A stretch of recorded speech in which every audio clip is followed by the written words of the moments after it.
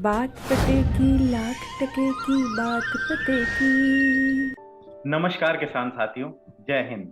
मैं आपका कृषि मित्र अनुपम तिवारी और हमारे साथी एक्सपर्ट्स आज आपका हमारे कृषि नेटवर्क के YouTube चैनल पर बहुत बहुत स्वागत करते हैं। आज से 3 हफ्ते पहले आज के ही दिन हम लोगों ने आप लोगों के लिए कृषि नेटवर्क के YouTube चैनल पे एक नई पहल की शुरुआत करी थी। बात पते की लाख टके की बात पते की। पिछले रविवार हमने करी थी बात धान की फसल के बारे में। आप जैसे कई किसान भाइयों ने पिछले हफ्ते हमारा ऐप डाउनलोड करके और हमारे इस YouTube चैनल को सब्सक्राइब करके हमारे इस नए प्रयास को जो बेशुमार प्यार दिया, उस सब के लिए हम आपके बहुत आभारी हैं। आज भी रविवार का ही दिन है और शाम के बज रहे हैं 7। हम फिर से हाजिर हैं इस सिलसिले को आगे बढ़ाने के लिए। आज हम आपके द्वारा चुने गए एक विषय पर हमारे कृषि एक्सपर्ट्स की टीम के साथ सलाह मशवरा करेंगे और सबके लिए आप सबके लिए हम करेंगे बात पते की। तो किसान भाइयों, इस हफ्ते आप लोगों ने हमसे जानना चाहा था मल्चिंग के बारे में। मल्चिंग क्या होती है, ये कैसे करी जाती है और इसके क्या क्या फायदे होते हैं, ये हम आज आपको बताएंगे। तो मल्चिंग क्या होती है, इसकी हम शुरुआत करते हैं प्रियंका जी के साथ। प्रियंका जी, आप हमें बताइए मल्चिंग होती क्या है। जी अनुपम जी, अगर मल्चिंग को आसानी से आसान भाषा में बोला जाए तो इसे पलवार से मिट्टी को ढकना ऐसा बोलते हैं। खेत में लगे हुए पौधों को प्लास्टिक फिल्म द्वारा सही तरीके से ढकने की प्रणाली को प्लास्टिक मल्चिंग बोलते हैं। यह फिल्म कई प्रकार और रंगों में आती है और ज्यादातर अगर हम देखें बागवानी जो फसल रहती है उसमें काले रंग की प्लास्टिक फिल्म का यानी मल्चिंग का इस्तेमाल किया जाता है। जी प्रियंका जी, और कितनी जगह पे मल्चिंग होती है अभी हिंदुस्तान की अगर मैं बात करूं तो कितने किसान मल्चिंग करते होंगे और कितने किसान नहीं करते होंगे, या बहुत कम किसान करते हैं अभी इस विधि का उपयोग। सर अभी फिलहाल तो बहुत कम किसान इसका इस्तेमाल करते हैं। ज्यादातर किसानों के साथ ये टेक्नोलॉजी पहुंच नहीं गई है। जी अनुराग जी, आप मुझे बताइए ये कौन कौन से क्रॉप्स में या पौधों में ये टेक्नोलॉजी यूज होती है या मल्चिंग यूज की जा सकती है और कौन से पौधों में नहीं यूज करनी चाहिए। तो जी अनुपम, मल्चिंग का उपयोग ज्यादातर सब्जी वर्गीय फसलों में की जाती है, जैसे शिमला मिर्च, बैगन, टमाटर, फलदार फसल और अन्य फसल में। और कौन सी में नहीं करनी चाहिए हमें। जैसे अनाज वाली जो भी सब फसलें हैं, जैसे गेहूं, चना, बाजरा, मूंग, इन सब फसलों में मल्चिंग का उपयोग नहीं करना चाहिए। अच्छा, तो मोटा मोटा मैं ये बोलूं कि जिन फसलों को ज्यादा पानी की जरूरत होती है उसमें मल्चिंग का उपयोग नहीं करना चाहिए। हाँ। मोटा मोटा तौर पे इस तरह से हम विभाजित कर सकते हैं। जी मनिंदर जी, आप बताइए मल्चिंग कब करनी चाहिए, मतलब एक किसान अपनी फसल लगाने जा रहा है तो किस स्टेज में उसे मल्चिंग का यूज करना चाहिए। जी अनुपम जी, मल्चिंग मुख्य रूप से अगर शुरुआती दौर में खेत तैयार करके हो तो उसका बेनिफिट ज़्यादा होएगा, क्योंकि वो तभी उसके मॉइस्चर को कवर करके रख पाएगा और उससे जो अंकुरण की विधि है वो भी अच्छे से होएगी। अगर हम बात करें सब्जी की, जैसे जो बेलें होती हैं सब्जी की, तो उसमें प्लास्टिक मल्चिंग की ज़्यादा प्रयोग किया जाता है ताकि उसमें नमी और पानी की कम लागत हो। और इसी के साथ साथ अगर कोई ट्यूबर वाली फसल है जैसे आलू है, लहसुन है, तो उसमें मेनली किसी भी राख या पराली से उसको ढका जाता है, जो कि 15 दिन के बाद किया जाता है। तो इस तरह हम शुरुआती दौर में ही कर सकते हैं।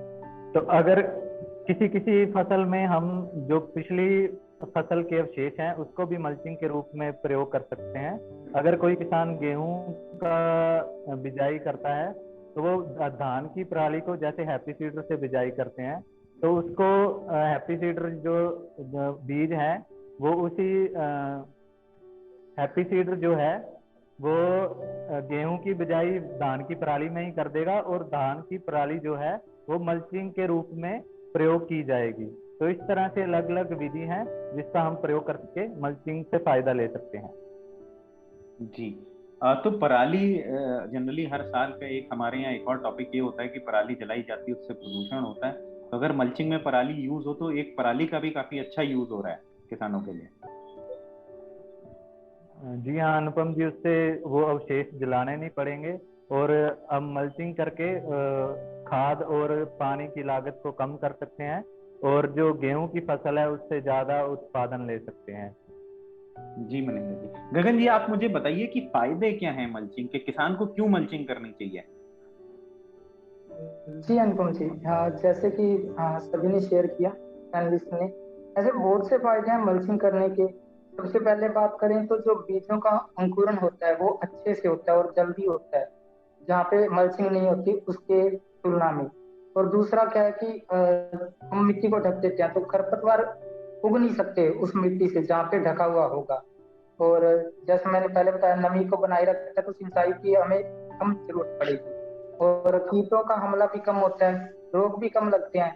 क्या होता है कि जैसे तरबूज हो गया या खीरा हो गया, ऐसी जो फसलें होती हैं उनके जो फल होते हैं वो मिट्टी में लगते हैं तो उनके ऊपर रोग लग जाते हैं उनमें, या कीटों का हमला होता है। लेकिन अगर वो पॉलीथीन के ऊपर होंगे, जो शीट होगी उसके ऊपर, तो उनमें गलन वगैरह नहीं आएगी, रोग की जो है वो कम लगेंगे।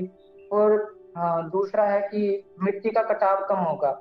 अगर भारी बारिश हो रही है तो उससे क्या होता है, मिट्टी का कटाव हो जाता है, मिट्टी बह जाती है खेत में से, तो वो भी नहीं होगा अगर हम मल्चिंग करते हैं तो। या फिर कीटनाशकों और उर्वरक डालते हैं, वो भी बराबर मात्रा में ही जाएंगे और मिट्टी में नहीं मिलेंगे, पानी में नहीं मिलेंगे। उससे क्या होगा कि जो प्रदूषण हो रहा है पानी में या मिट्टी में वो भी कम होगा। और ये जो मिट्टी का तापमान होता है उसको भी नियंत्रित करता है। जिसके हम अनुपम जी, अगर हम बात करें सर्दियों में तो तापमान को नियंत्रित करने की, तो अगर हम काले रंग की शीट फैलाते हैं खेत में मल्चिंग के लिए, काले कागज की, तो उससे क्या होगा कि वो मिट्टी में तापमान इंक्रीज हो जाएगा, ज्यादा बढ़ जाएगा, तो अच्छे से ग्रोथ होगी फसलों की। और अगर हम दूसरे केस में लें जैसे गर्मी में, तो अगर हम सफेद रंग का कागज लगाते हैं तो उससे तापमान कूल होगा, ठंडा होगा, तो पौधों को ग्रोथ करने में आसानी होगी और हमारी फसल की जो उत्पादन है वो अच्छा होगा अपने आप ही। जी गगन जी। प्रियंका जी आप बताइए, क्या फायदे मल्चिंग के किसान को क्यों करनी चाहिए? जैसे अभी गगन जी ने कहा, खेत में मल्चिंग रखने से पानी की जो मिट्टी में जो पानी की आंतरिक नमी है वो बनी रहती है, और साथ ही साथ सूरज की जो तेज धूप है उसके कारण कई बार मृदा का जो बाष्पीकरण है वो अतिरिक्त मात्रा में हो जाता है, उसका भी बहुत बचाव हो जाता है।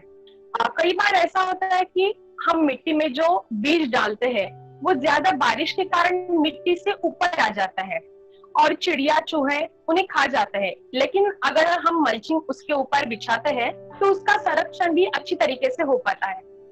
मनिंदर जी आप बताइए, क्यों करनी चाहिए किसान को मल्चिंग? जी, इससे एक तो जो मुख्य फायदा है, जो बीज का अंकुरण है वो सामान्य विधि से कम 2 या 3 दिन पहले हो जाता है, क्योंकि मल्चिंग से उच्चतम तापमान उनको मिलता है जो अंकुरण के लिए बहुत ही महत्वपूर्ण होता है।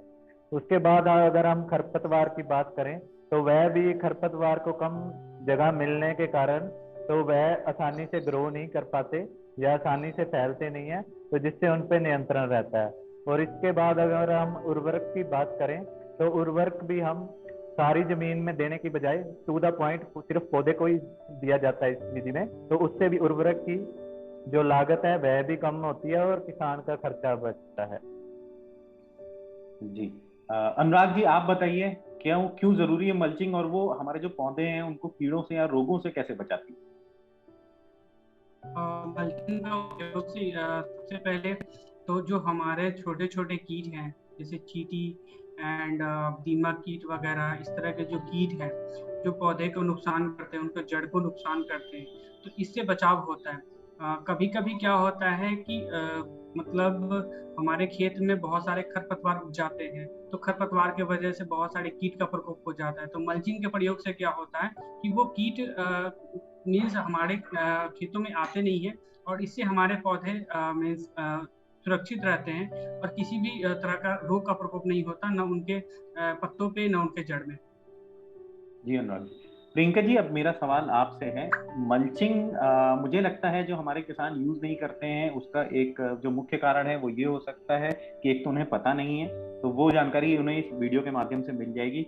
दूसरी जो चीज मुझे लगती है वो ये हो सकती है कि उन्हें लगता होगा कि ये बहुत खर्चीली है, इसलिए वो नहीं इसको इस्तेमाल करना पसंद करते होंगे। तो आप हमारे किसान भाई को ये बताइए कि जो मल्चिंग है वो कितनी दफे किसान यूज कर सकता है?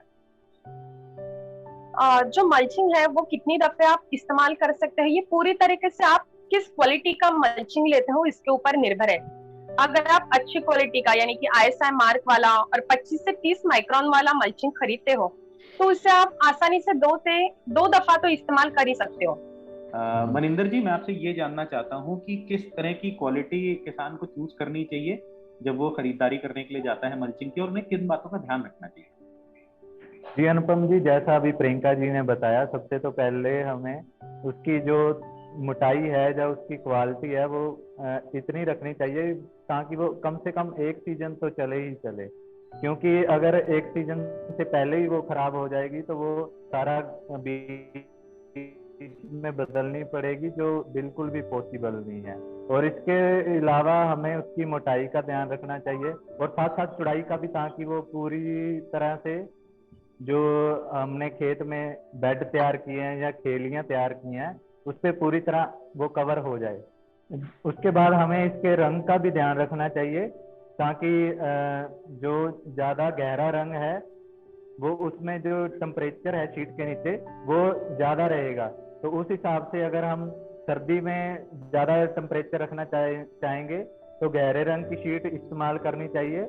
और अगर हमारे जमीन का गर्मियों में तापमान ज़्यादा हो रहा है तो हम हल्के रंग यानी कि सफेद रंग का जो चयन है वो कर सकते हैं। और इसी के साथ साथ हमें शीट के नीचे जो पानी की पद्धति है, जैसे जो पानी का चलन है, उसका भी ध्यान रखना चाहिए ताकि वो पानी का चलन अच्छे से हो सके और जो पौधे के आसपास का एनवायरनमेंट है या उसके इवेपोरेशन रेट है उसमें कोई दिक्कत ना आए और खेत में उस पौधे के आसपास नमी बनी रहे। तो इन सब बातों का ध्यान रखते हुए किसानों को ये शीट का चयन करना चाहिए। जी मनिंदर जी। अनुराग जी, आपसे मैं ये जानना चाहता हूँ कि मल्चिंग के लिए किसान ने शीट बिछा दी, अब वो उसमें सिंचाई कैसे करेगा, क्योंकि वो तो पूरा जो एरिया है वो ढका हुआ है मल्चिंग से। जी अनुपम, मल्चिंग लगाने के बाद सिंचाई जो भी है ड्रिप से करना चाहिए और ड्रिप से सिंचाई करना ही सही तरीके से उपयुक्त होता है। और इस विधि में लेटरल के नीचे लेटरल को मल्चिंग के नीचे रखा जाता है, जिससे सिंचाई एवं उर्वरीकरण आसान रहता है तथा भूमि में नमी का संरक्षण बना रहता है। जी, और पानी की निकासी के लिए क्या करना चाहिए? अब पानी की निकासी के लिए जैसे जो भी मल्चिंग पेपर का यूज होता है वो बेड बना के किया जाता है, ठीक है। तो बेड बना के किया जाता है तो जब भी अगर बारिश होती है तो वो नाली के सहारे जो भी खेत में पानी है उसका जमाव होता है, वो निकासी हो जाती है आसानी से, ठीक है। तो ज्यादातर देखा जाए तो मल्चिंग वाले जो भी खेत हैं या मल्चिंग पेपर जो भी बेड पर लगे हुए हैं उसमें पानी का जमाव बिल्कुल ही नहीं होता, बहुत कम ही होता है। जी, प्रियंका जी, मैं आपसे ये जानना चाहूंगा कि मल्चिंग इतनी अच्छी पद्धति है तो किसान क्यों, हमारे जो किसान है वो क्यों कतराते हैं इसे यूज करने से, जैसे अपनाने से? सर, क्योंकि 1 एकड़ के लिए इसका खर्चा जो है वो बढ़ जाता है। अगर आप अच्छी क्वालिटी का लो तो करीबन मैं बता रही हूँ कि 400 मीटर का जो एक रोल रहता है वैसे 6 से 7 बंडल लगते हैं, तो उसका कुल मिला की जो कीमत रहती है 10 से 12 हजार तक आती है, जो कि शुरुआत के दौर में अगर किसान खर्चा करे इतना ज्यादा, क्योंकि सबसे पहले तो उनको खाद देना पड़ता है, बीज का खर्चा भी रहता है और उसके ऊपर अगर वो मल्चिंग के लिए भी इतना खर्चा डाले तो उनके लिए वो ज्यादा हो जाता है, इसलिए वो कतराते हैं कि शुरुआत दौर में हम इतना खर्चा कैसे करें। लेकिन मोटे तौर पे उन्हें ये समझना चाहिए कि अगर वो अच्छी मल्चिंग की शीट लाते हैं, एक मल्चिंग की शीट आप बोली थी कि 4 बार यूज हो जाती है, तो फिर वो तो खर्चा बढ़ जाता है उनका, तो उनको ये बात बेसिकली समझनी चाहिए। हाँ, और उनकी पैदावार भी अच्छी आने वाली है ना इससे। जी, और पैदावार में भी बढ़त होती है, ठीक है। गगन जी, अब आप मुझे ये बताइए कि जनरली किसान जो है हमारे आम तौर पे वो क्या गलतियां करते हैं मल्चिंग करते टाइम जो उन्हें नहीं करनी चाहिए? जी अनुपम जी, जो ज्यादातर किसान गलतियां करते हैं वो ये है कि एक तो उसे ज्यादा कसकर लगा देते हैं यार, या तो जो शीट होती है मल्चिंग वाली उससे क्या होता है कि उसमें दरारें पड़ जाती है, वो फट जाती है चारों से। और या फिर अगर ढीली छोड़ देते हैं ज्यादा तो उसमें जब भी हवा नीचे से पड़ती है तो वो उसे ऊपर उठा देती है, उससे भी फट जाती है जो शीट होती है। जैसे फार्मर ना जो किसान होते हैं जब बिछाते हैं तो उसके साथ मिट्टी नहीं लगाते। उस केस में अगर हवा आ गई तो हवा की वजह से वो फट जाती है जो शीट होती है मल्चिंग वाली हमारी। और वो और क्या गलती करते हैं कि वो सही से चूज नहीं कर पाते, कि कौन से वाली सीड लगानी चाहिए किस सीजन में, एक ये भी। और दूसरा उन्हें जब वो खत्म हो जाती है कि सीड लगाने लायक नहीं रही, उसे ऐसे ही फेंक देते हैं। उससे क्या होता है कि वो पोल्यूशन होता रहता है, इधर उधर पड़ी रहती है, वो गलती नहीं है। तो या तो हमें इस प्रकार की लेनी चाहिए सीड ताकि जो मिट्टी में अपने आप गल जाए, या फिर जहाँ से लाए उस वहीं पे वापस दे दें, कि अच्छे से उसका डिस्पोजल करना चाहिए जो भी सीड लाते हैं।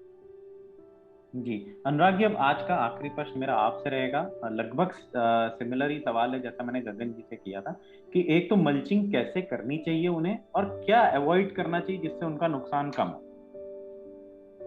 जी अनुपम, मल्चिंग का उपयोग बहुत ही सावधानी से और बहुत ही सही तरीके से करना चाहिए। और मल्चिंग में खासकर जो छेद करने वाले पाइप या पंच के माध्यम से सावधानी पूर्वक उसको छेद करना चाहिए, और मल्चिंग को फटने से बचाना चाहिए ताकि इसे दोबारा उपयोग किया जा सके। और फसल के लिए आवश्यक खाद और उर्वरक को मल्चिंग के बिछाने से पहले भूमि में मिला देना सही रहता है। और बीजों की बिजाई और पौधे की रोपाई मल्चिंग के क्षेत्र में सीधे तरीके से करनी चाहिए। और मल्चिंग हमेशा सुबह अथवा शाम के वक्त बिछानी चाहिए इसके लिए। और मल्चिंग के बिछाने के बाद उसे ज्यादा तनाव मतलब नहीं होना चाहिए, अन्यथा मौसम के तापमान में वृद्धि तथा कृषि क्रियाओं के समय इसे फटने की संभावना बनी रहती है। जी अनुराग जी, धन्यवाद। मुझे लगता है कि आज हमने मल्चिंग से जुड़े हुए जितने हमारे पॉइंट थे वो सारे बेहतरीन तरीके से कवर किए हैं, और जो भी किसान हमारे इस वीडियो को आज देख रहे हैं उन्हें मल्चिंग से रिलेटेड सारी जानकारी पूरी आसानी से मिल गई होगी। तो हमारे जो एक्सपर्ट पैनल है उसने एक तो बहुत ही बेहतरीन सुझाव दिए आज हमें।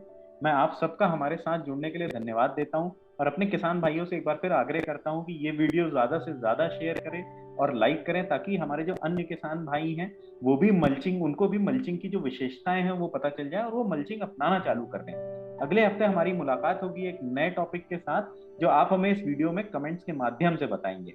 तो किसान भाइयों, इस हफ्ते आप लोगों ने हमसे जानना चाहा था कि पौधों के सामान्य विकास एवं वृद्धि हेतु माइक्रो न्यूट्रिएंट्स या सूक्ष्म पोषक तत्वों की आवश्यकता क्या होती है, ये क्यों होती है। तो बेल आइकन दबा के चैनल को सब्सक्राइब करना ना भूलें, और हर रविवार शाम 7 बजे जरूर देखें आपका अपना शो बात पते की।